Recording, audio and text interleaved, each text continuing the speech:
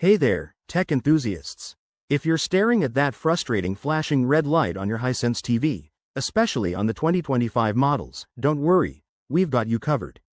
Today, I'm going to guide you through simple, step-by-step fixes to get your TV back up and running in no time. This issue is often caused by power problems, overheating, or even minor glitches, but most can be resolved at home. First things first, let's start with the basics. Check your power connections. Make sure the cord is securely plugged into both the TV and the outlet. Sometimes, a loose connection is the culprit.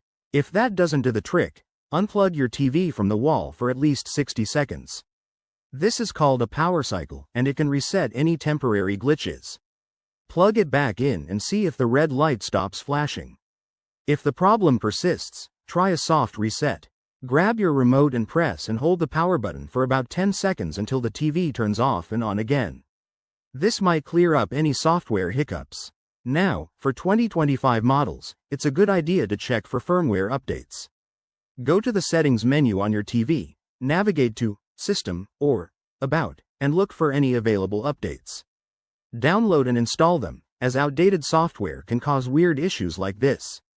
If you're still seeing that red light, it might be time for a factory reset. Warning: this will erase your personalized settings, so back up any important data first.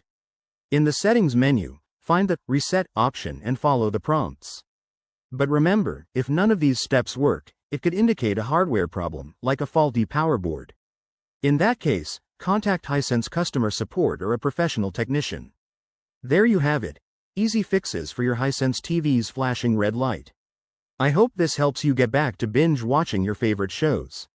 If you found this video useful, give it a thumbs up. Subscribe for more tech tips, and drop a comment if you have any questions.